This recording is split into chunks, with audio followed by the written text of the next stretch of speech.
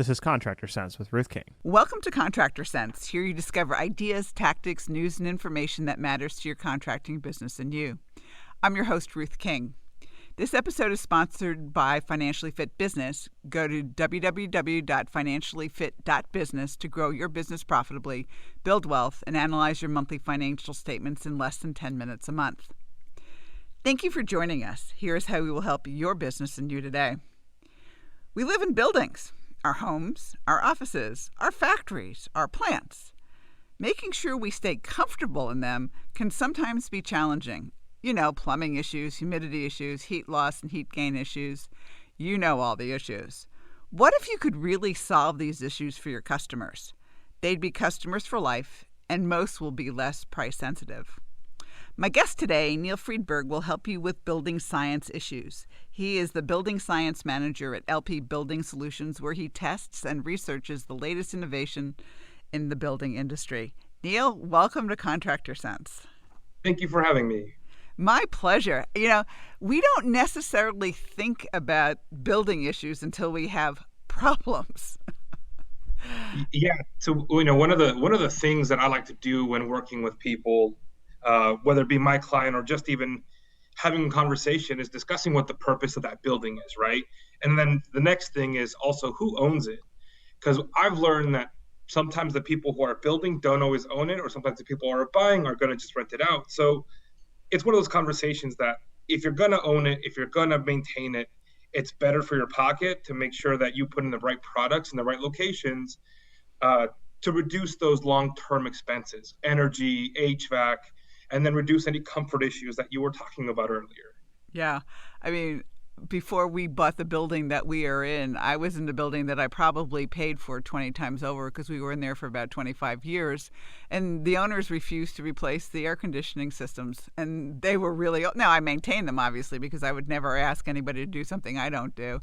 But that was the only reason they were still working 26 years later.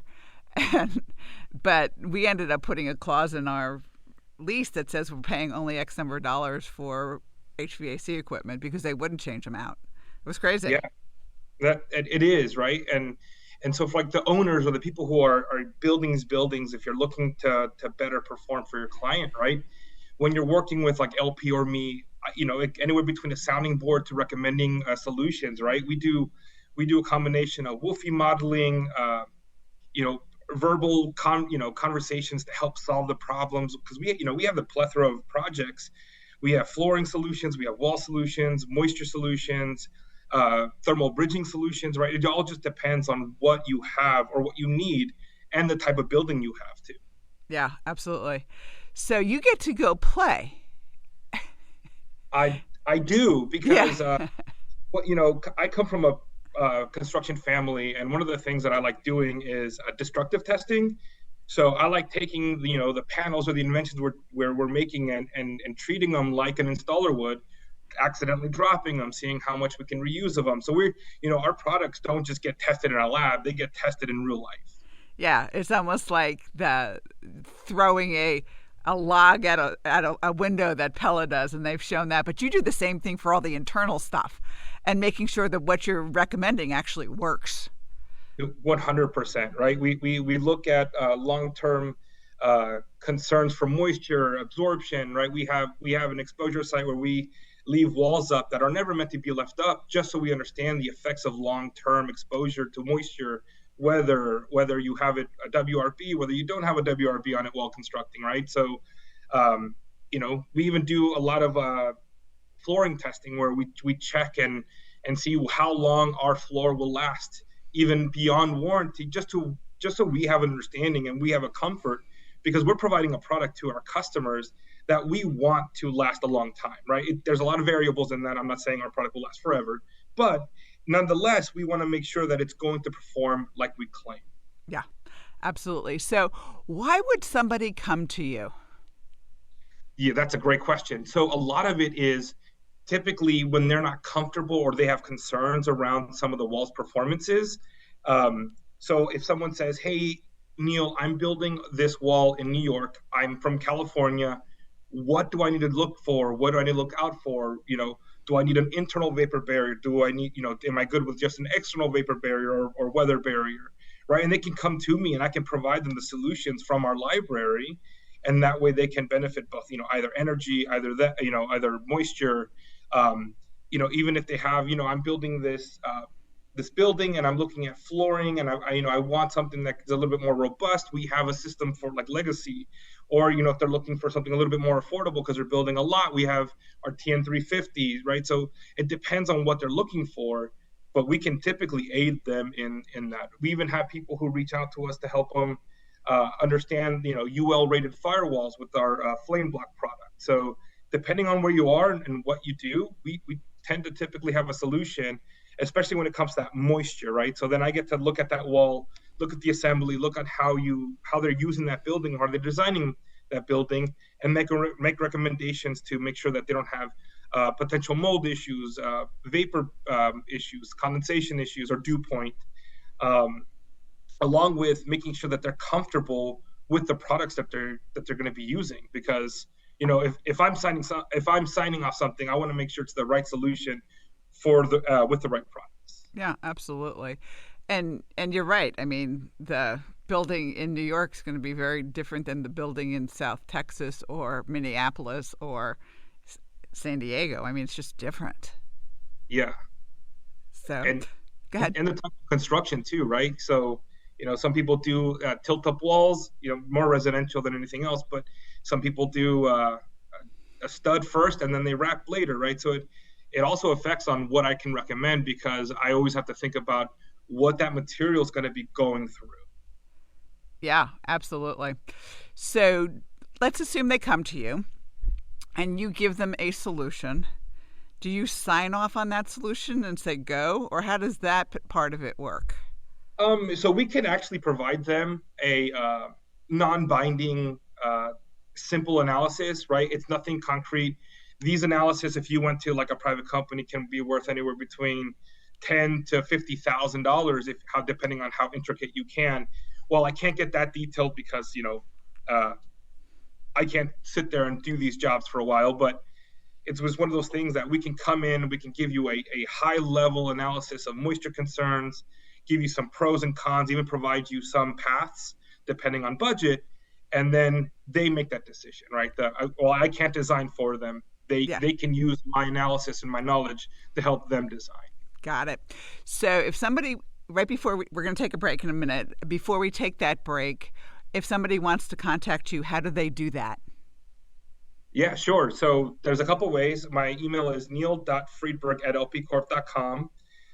You can always reach out through our website at lpcorp.com, or you can look for me on Instagram. It is BS with Neil, or my LinkedIn. Very good. We will be right back. Thanks for listening to Contractor Sense. Are you one of the contractors who enjoys getting and analyzing your financial statements each month?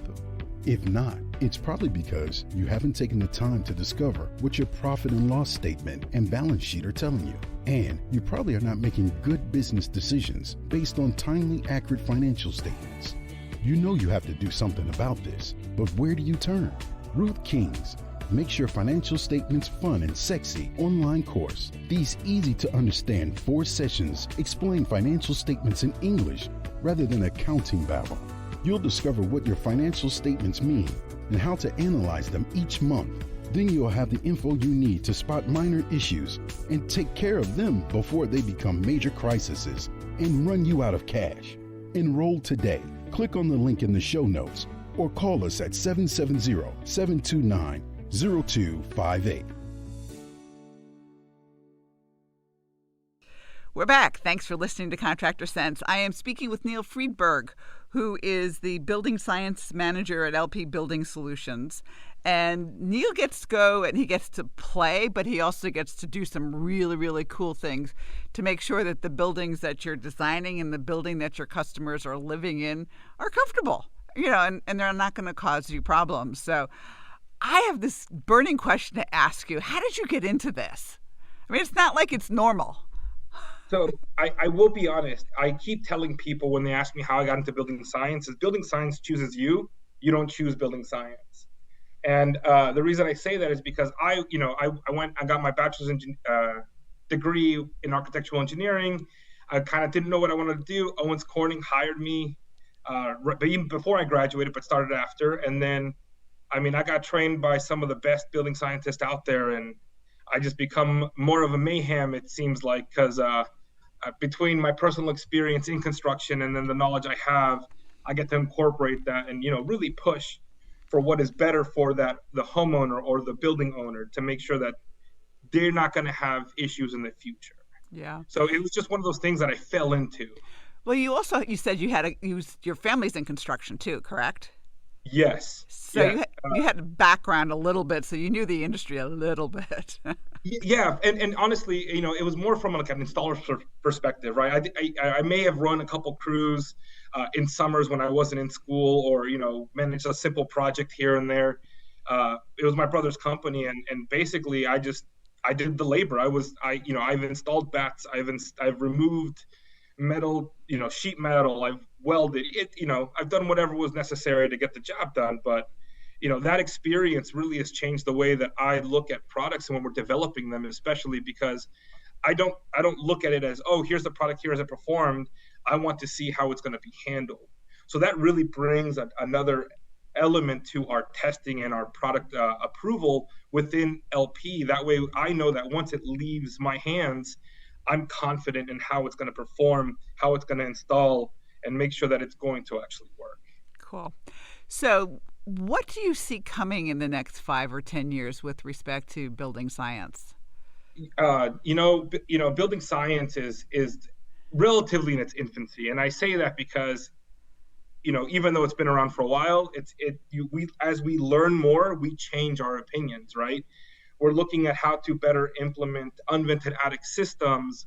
We're looking how to better implement HVAC systems, right? One of the things around code is that we're all trying to move our ducts in conditioned space. So this isn't so much of a northern part, or if you have a basement, this is more of like a southern issue. Yeah. We like to put our ducts in hot attics. Why? Because it doesn't take up space on the inside. So, right, all these things affect load and affect energy and affect comfort, which is where I live. And not just that, right? How that wall deals with vapor in high temperatures versus low temperatures versus arid versus, moist climates. It's going to affect that whole system. And that's kind of what we're looking at as a whole, right? How do these components now become a system when you build that house or build that building? How does it affect the comfort, the experience of that homeowner? Because that's really what we're all striving towards, is to make that homeowner more comfortable in that space. You have a huge HVAC background, and you know better than I do how much that matters to people. Oh, yeah. Last thing you want to do is come home and it's 100 degrees outside and your house is 80. Yeah, 100%. Yeah, it feels humid in your house. That's not exactly how you want to come home. But you're right. I mean, sometimes when you just put ducts in the attic and they're not sealed, I mean, we can go into that and down that rabbit hole, at some point in time. So we're really looking at situations that we can do that for the homeowner, but we can also do it for the business owner, correct? 100%, right? If you're building a big building, there's ASHRAE standards that exist that people are somewhat know, especially in that world, right? ASHRAE 55, interior comfort, residential less, even though it falls under that. But yeah, I mean, if you own an apartment complex, and I know a couple owners who also pay the energy bill because they put solar on it. They're confident that their people pay a little bit more on the rent, but don't pay for energy bills because they've designed an airtight, a great HVAC system building so that their occupants can actually be comfortable in it. Yeah, but they also do some other things. The lighting's designed properly. I mean, plumbing's designed properly. It's not only the HVAC side for that kind of stuff. You're right. Lighting, right? Maintenance, cost, all of that is taken into account when you're looking at these things. Yeah, absolutely. So, final thoughts from you. If somebody needs to have help designing a building, they can call you, correct? Or do they contact you? They can reach out via email, we can have conversations. I don't know if I want to give out my phone number freely. No, you don't want to give your phone number. That's fine. But they can always email me and contact me. I'm on LinkedIn. I'm on Instagram. with BS with Neil, and they can always reach out to any LP representative and have that conversation started with them, and they can loop me into that conversation too. Yeah, and it's important, before you do the design work, it's always important to say, okay, let's get another set of eyes on this. Let's see, and let's make sure that this is likely to work, both from a residential and a commercial perspective. 100%. Nothing is ever wrong with getting help. No. And, for all intents and purposes, you may see something that they never considered or never thought about, and that might make the whole project work really, really well. And if they don't consider that, the project might not work really, really well. Yeah, absolutely. So, and go ahead. It's always one of those things that, there is some risk, and that's why I like to have these conversations, talk about the goals, building, use, all that stuff, right? To mitigate those risks in general. All right. So give us your website again one last time, and your email again one last time. Yeah, sure. It's lpcorp.com, or you can find me at Neil, Neil, Freidberg, Freidberg, at lpcorp.com. Also, BS with Neil, all one word, on Instagram, or Neil Freidberg on LinkedIn. Sounds great. Neil, thanks so much for being with us. Of course. Thank you for having me. And thank all of you for joining us. Choose one thing that you discovered and implement it in your business. These ideas, tactics, and strategies help you make more money, have more free time, and give back. If you like today's program, spread the word. Please review this podcast on any device you're listening to it on. Help a fellow contractor make more money, too. For comments or questions, call me at 770-729-0258 or email Ruth King at hvacchannel.tv. Thanks for listening. Have a great and profitable day.